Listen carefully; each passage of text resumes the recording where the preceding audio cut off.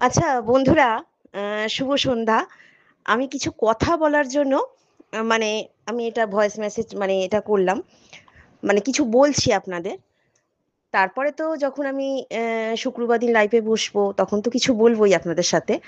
এবং আপনারা তো সবাই, আমরা তো সবাই যারা কন্টেন্ট ক্রিয়েটার, আমরা সবাই তো বন্ধু, একে অপরের হাত ধরে চলি, সেটা জানেন। তা কিছু কথা মানে আমার বলতে আজকে ইচ্ছা হলো। মানে ইচ্ছা ঠিক নয়, মানে আমি বলবো বলেই এটা ডিটারমাইন্ড করেছি, তাই ওই জন্যই বলছি। দেখুন বন্ধুরা, আমরা আজকে সোশ্যাল মিডিয়ায় ফেসবুক আমাদের সোশ্যাল দিয়েছে বলে আমরা সবাই বিভিন্ন রকম যে যেরকম পাচ্ছি আমরা ফেসবুকে মানে কিছু করছি। কেউ গান করছে, কেউ নাচ করছে, কেউ আবৃত্তি করছেন, কেউ ঈশ্বরকে নিয়ে কিছু বলছেন, যেরকম যেরকম, কেউ বাচ্চাদের নিয়ে সোশ্যাল মিডিয়ায় কিছু বাচ্চা, সুইট সুইট বাচ্চা, তারা কিছু কাজ করছে বা তাদের দেখছি।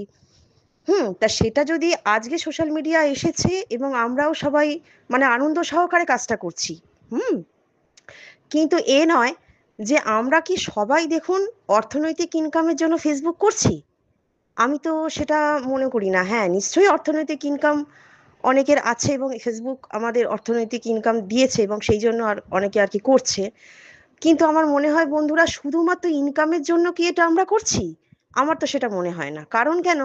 কারণ আমি ব্যক্তিগতভাবে আমি হাউসওয়াইফ এবং আমার পুরো সংসারটাই চালায় কিন্তু আমার হাজবেন্ড। হ্যাঁ, এবং আমার হাজবেন্ড চালায় এবং আমার শাশুড়ি মা আছেন, উনিও পেনশন হোল্ডার। হ্যাঁ, সুতরাং আমার সংসার কিন্তু আমি চালাই না। আমার সংসার কিন্তু পুরোটাই চালায় আমার হাজবেন্ড। হ্যাঁ, এবং আমার ফেসবুকে মান্থলি কটা করলে কটা কি করলে টাকা ঢুকবে সেই অনুযায়ী কিন্তু আমার হাজবেন্ড অপেক্ষা করে থাকে না। হ্যাঁ, আর আমার কিন্তু এখনো অবধি কোনো রোজগারই হয়নি এবং এখনো অবধি কিন্তু আমার কোনো ইনকামও ঢোকেনি এবং আমার কিন্তু এখনো কিছুই হয়নি। আমি জাস্ট 7 থেকে 8 মাস হবে, মানে 6 মাস হবে। হুম আমি ফেসবুক করছি। কিন্তু তা বলে এই নয় যে আমি ফেসবুক করছি বলেই আমার ইনকামের জন্য ওনারা হাঁ করে বসে আছেন এবং আমি এই ইনকাম করে আমি আমার সংসারে চাল ডাল আটা আনবো। আমার কিন্তু সেই পরিস্থিতি নেই। আমি যদিও কাউকে ছোট করছি না বা কাউকে কিছু বলছি না। হ্যাঁ, হতে পারে যদি আমার ফেসবুক থেকে টাকা ঢোকে কোনোদিন অ্যাকাউন্টে, কবে ঢুকবে সেটাও জানি না। ১ বছরও হতে পারে, ২ বছরও হতে পারে, ৩ বছরও হতে পারে। হ্যাঁ, সেখান থেকে হয়তো আমার ইচ্ছা হলো আমি হয়তো সেখান থেকে কিছু ঠাকুরের জন্য কিছু টাকা নিয়ে ঠাকুরের কোনো একটা কারণ আপনি জানেন মিঠু মুখার্জি নামেই হচ্ছে সবকিছুই ঠাকুরের।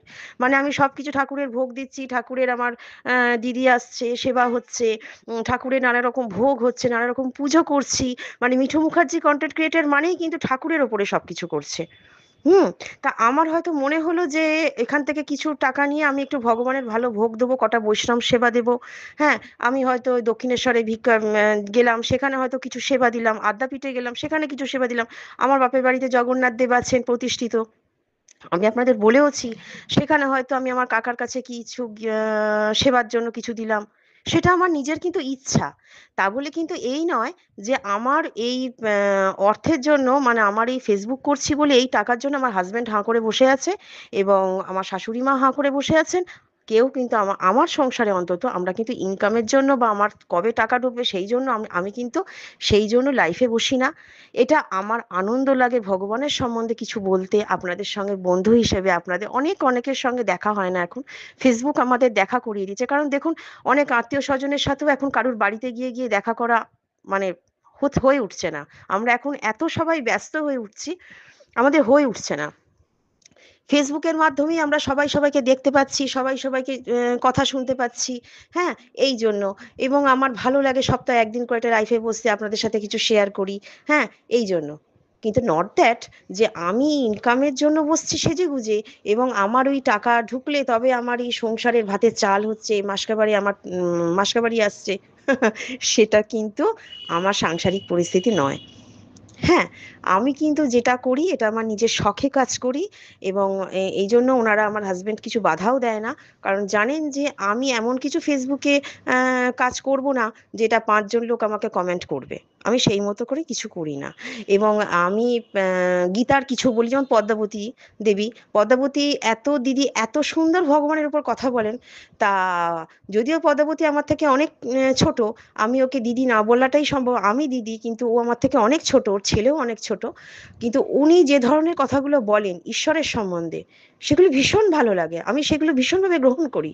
এবং উনি বিভিন্ন জায়গায় দেখেছেন, জন্মাষ্টমীতে, রাধা অষ্টমীতে উনি সেজেছেন, উনি সেজে রাধার মতো সেজে উনি নানা রকম মন্দিরে গিয়ে পুজোর করেছেন, রাধা সেজেছেন, গোপিনী সেজেছেন। আমার ভীষণ ইন্সপায়ার লাগে সেই জিনিসগুলো দেখতে। পদ্মাবতী আমার থেকে অনেক ছোট, আমি তাকে নাম ধরেই রাখতে পারি। হ্যাঁ।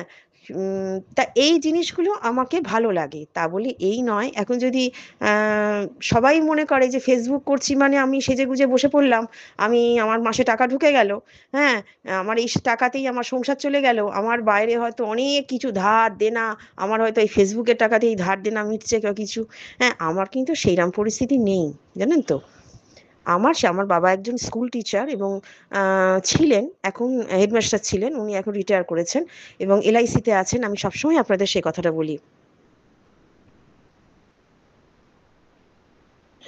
আর ওই জন্যই বলছি যে আমার কিন্তু সেই বিকেলবেলা বা সন্ধ্যাবেলা একদিন লাইফে বসে যে সেজে গুজে বসে যে আপনাদের সাথে একটু দেখা করে বা 2-3 মিনিট গান গেয়ে বা 2-3 মিনিট কথা বলি, বা আমি যে ভগবানের জন্য কন্টেন্ট করি বা আমার দিদি আসে এগুলো দেখাই, সেগুলো কিন্তু আমার উপার্জনের জন্য করি না, সেগুলো কিন্তু আমার ভালো লাগার জন্য করি। ঠিক আছে বন্ধুরা, এইটুকুই বললাম। তারপরে তো লাইফে আপনাদের সঙ্গে দেখা হচ্ছে। আর কালকে তো একটা যাওয়ার প্রোগ্রাম করেছি, এখন জানি না ঈশ্বর কতক্ষণ মানে পৌঁছতে পারবে, যতক্ষণ না পৌঁছচ্ছি তো বলা যাচ্ছে না। হ্যাঁ। আচ্ছা, ভালো থাকবেন বন্ধুরা।